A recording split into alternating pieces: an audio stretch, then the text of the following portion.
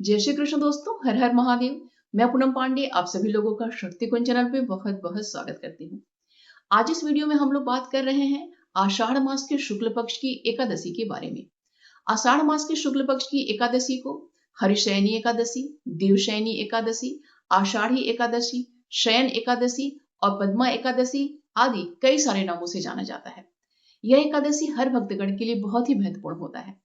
इस एकादशी से भगवान विष्णु 4 महीने के लिए निद्रा काल में चले जाते हैं। 4 महीने के लिए उनका शयन काल प्रारंभ हो जाता है। और यह जो भगवान विष्णु का 4 महीने का शयन काल होता है, इसे चातुर्मास कहा जाता है। और ये चातुर्मास जो है सावन, भादो, क्वार और कार्तिक, ये 4 महीने चलता है। भगवान विष्णु आषाढ़ मास के शुक्ल पक्ष की देवशयनी एकादशी से शयन अपना प्रारंभ करते हैं और कार्तिक मास के शुक्ल पक्ष की एकादशी, जिसे कि देवउठनी एकादशी और हरि प्रबोधनी एकादशी भी कहा जाता है, इस एकादशी पे भगवान विष्णु जागृत होते हैं। तो ये जो 4 महीना है भगवान विष्णु का शयन का अवधि माना जाता है।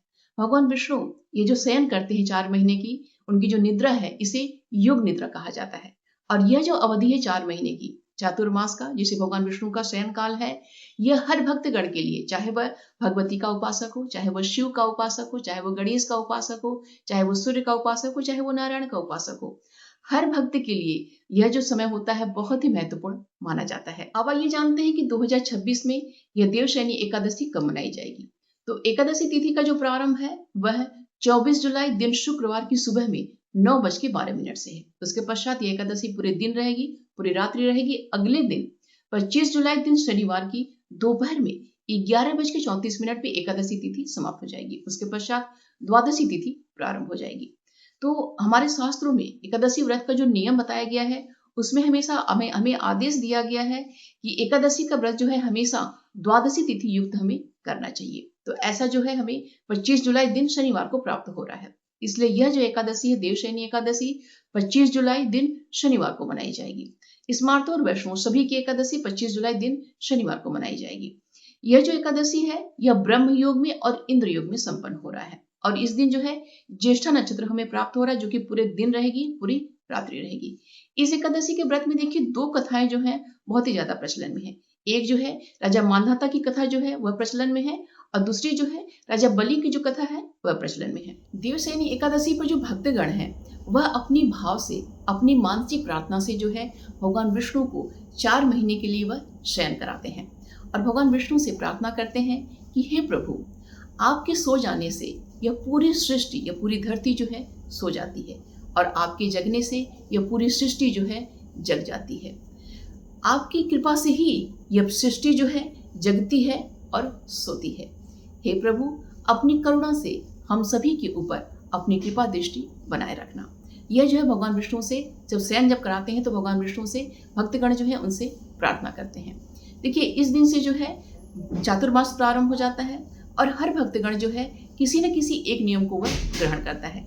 ये जो 4 महीने हैं मैं एक ये नियम ग्रहण करता हूँ। तो देखिए, सन्यासियों के नियम देखिए अलग होते हैं, ठीक है, और हम भक्त हम जो गृहस्थ जीवन होते हैं में जो हम लोग हैं, हम लोगों के नियम देखिए थोड़ा सा अलग तरीके के होते हैं। थोड़े सरल नियमों को हम ग्रहण करते हैं, क्योंकि देखिए हर व्यक्ति की शारीरिक अवस्था अलग होती है, ठीक है, घर की परिस्थितियां अलग होती हैं, सभी के जो समय जो होता है, कोई जॉब वाला है, कोई बिजनेस वाला है, कोई घर में बहुत ज़्यादा जिम्मेदारियां हैं, तो समयों का अभाव होता है। तो अपनी परिस्थिति सब कुछ देखते हुए जो है नियमों को ग्रहण करना चाहिए, ठीक है।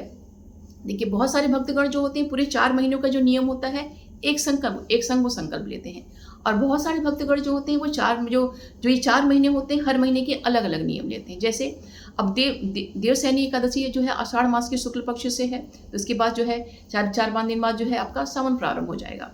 तो सावन में देखिए वो किसी एक नियम को लेंगे कि इस सावन में मैं इस नियम को मैं ग्रहण कर रहा हूँ, संकल्प पहले दिन से इस दिन से ले लेंगे। तो सावन की पूर्णिमा आएगी, ठीक है, तो पुराने नियमों का वो त्याग कर देंगे। फिर जब सावन के बाद भादो आएगा तो भादो में जो है सावन की पूर्णिमा के बाद से वो नए नियम को ग्रहण करेंगे।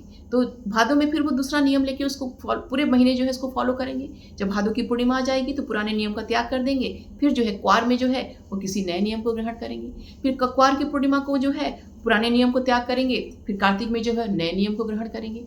ऐसे जो 4 महीने वो जो है अलग अलग जो है नियमों को वो ग्रहण करते हैं। कैसे भी करें, चाहे 4 महीने का एक संकल्प लेके करें, चाहे जो है 4 महीने का अलग अलग नियम लोग करें। बहुत सारे लोग तो है 4 महीने नहीं कर पाते हैं तो किसी एक महीने का वो चूज कर लें, जैसे सावन में कर लेते हैं, कार्तिक में कर लेते हैं, इन दोनों को ज़्यादा करते हैं। तो इसमें भी मतलब 4 महीने का न करवाने पे केवल 1 या 2 महीने का भी वो नियमों को वो ग्रहण करते हैं। तो जैसे भी करें, कुछ भी करें, छोटा ही नियम लें, लेकिन हम सभी को जो है कोई न कोई एक नियम जो है संकल्प हम लोगों को जरूर लेना चाहिए। तो देखिए नियमों में देखिए चातुर्मास के ऊपर मैं अलग से वीडियो आप लोगों को अपलोड करूंगी। तो देखिए नियमों में देखिए बहुत ही सिंपल तरीके से मैं आपको बता रही हूँ कि नियमों में मोस्टली जो है 4 महीने के लिए लोग पूरे 4 महीने विष्णु सहस्त्र नाम का पाठ करेंगे, यह संकल्प लेते हैं, या फिर पूरे 4 महीने जो है हम भूमि शयन करेंगे, यह संकल्प लेते हैं। बहुत सारे भक्तगण जो होते हैं इन 4 महीनों में मैं कुछ खाने की चीज़ों का जो है, किसी अपनी प्रिय वस्तु का, जो कि बहुत ही उन्हें प्रिय होता है, तो उन जो है प्रिय वस्तुओं का वो त्याग करते हैं। कुछ भक्तगण जो होते हैं पूरे 4 महीने जो है दिन में केवल फलाहार करते हैं और शाम में जो है एक समय जो है वह अन्न ग्रहण करते हैं। ठीक है, ये चातुर्मास में 4 महीने पूरा उनका एक तरीके से व्रत चलता है। और बहुत सारे भक्तगण जो होते हैं वो मंत्र जाप का या फिर नाम जाप का वो संकल्प लेते हैं, जैसे जो जितना करता हो। अगर वो 1 कर रहा है तो मैं 5 करूंगा, कोई अगर 5 कर रहा है तो मैं 10 करूंगा, कोई 10 करता है तो पूरे 4 महीने में जो है 16 माला मैं मंत्र जाप करूंगा या फिर जो है नाम जाप करूंगा। जो 16 ऑलरेडी कर रहा है वो उससे ज़्यादा बढ़ा के करने का कोशिश करता है। तो मंत्र जाप का, नाम जाप का भी जो है 4 महीने का संकल्प लिया जाता है। तो अलग अलग देखिए अपनी परिस्थिति के अनुसार जो है अलग अलग नियमों को लोग ग्रहण करते हैं।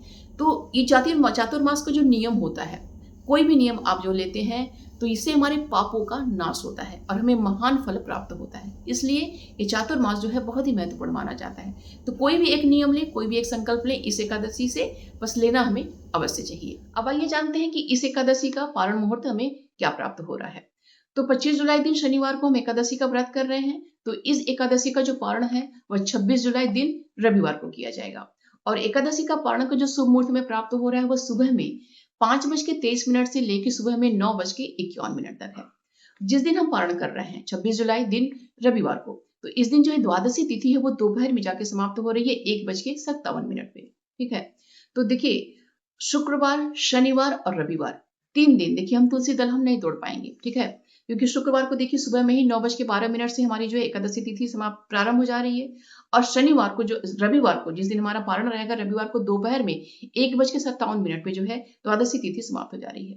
तो द्वादशी तिथि में भी जो है तुलसी दल नहीं तोड़ा जाता है। तो इसलिए शुक्रवार, शनिवार और रविवार 3 दिनों के लिए जो है आप एकादशी तिथि प्रारंभ होने से पहले ही जो है शुक्रवार की सुबह सुबह में जो है आप अपना तुलसी दल जो है 3 दिन के लिए तोड़ के अपना आप रख लीजिएगा। और एकादशी का व्रत जिस दिन हम लोग करते हैं उस दिन देखिए बाल नहीं कटवाना चाहिए हमें, जो है नाखून नहीं काटना चाहिए हमें, दाढ़ी वगैरह शेविंग वगैरह जो आदि जो करते हैं वो हमें नहीं करना चाहिए, क्योंकि इससे जो है हमारी जो ऊर्जा जो होती है वह क्षय होती है। क्योंकि हमारी ऊर्जाएं जो है हमारे शरीर में ही देखिए हमारे अंग प्रत्यंग में वास करती हैं। तो इसलिए अगर ये सब कार्य हम करते हैं तो हमारी ऊर्जा का क्षय होता है। इसीलिए ये जो कार्य जो है मना किया जाता है। और इस दिन देखिए एकादशी के व्रत में ब्रश करना, दातुन करना भी वर्जित माना गया है। हमारे शास्त्रों में बताया गया है कि इस दिन जो है, जैसे कि हमारा 25 जुलाई को जो है एकादशी का व्रत है। ठीक है, तो 24 को जो है हम रात में सोने से पहले जो है अच्छे से अपना ब्रश वगैरह करके अपना मुख शुद्धि करके हम सोएंगे। और जिस दिन हम व्रत कर रहे हैं 25 तारीख को, उस दिन जो है हम जब अपना नित्य कर्म हम करेंगे तो उस वक्त जो है हम 12 बार जो है अपने मुंह में जो है पानी डाल के जो है हम कुल्ला करेंगे। और उसके पश्चात अपने दांतों को जो उंगली से आप रगड़ लीजिए। तो इससे जो है मुख शुद्धि हमारी मानी जाती है। हमारे शास्त्रों में यही नियम बताया गया है मुख शुद्धि करने का। तो इसी तरीके से हमें करना चाहिए, क्योंकि इस दिन जो है दातुन करना और ब्रश करना जो है बहुत बड़ा, जैसे मतलब मान लीजिए कि दोष माना जाता है, तो नहीं करना चाहिए हमें पहले एक दिन कर लेना चाहिए और उस दिन जो है 12 बार मुंह में कुल्ला करके जो है अपनी उंगलियों से जो है दांतों को साफ कर लेना हमें चाहिए। ठीक है, और इस दिन देखिए बहुत सारे भक्तगण आप में से ऐसे लोग होंगे जो कि एकादशी का व्रत नहीं करते होंगे। तो अगर आप एकादशी का व्रत नहीं भी करते हैं तो भी जो है इस दिन आप भावपूर्ण जो है भक्ति के संग जो है भगवान विष्णु का जो है आप उनको सहन कराइएगा। और इस एकादशी से आप कोई ना कोई एक नियम का जो है संकल्प आप लोग अवश्य लीजिएगा अपनी परिस्थिति के अनुसार। तो उम्मीद करती हूँ कि ये वीडियो आप सभी के लिए बहुत ही हेल्पफुल होगा। इससे संबंधित कोई भी प्रश्न अगर आपका होगा तो कमेंट बॉक्स में मुझसे पूछिएगा, मैं रिप्लाई आपको अवश्य करूंगी। मिलते हैं अगली वीडियो में। अपना और अपनों का ख्याल रखिएगा। जय श्री कृष्ण। हर हर महादेव।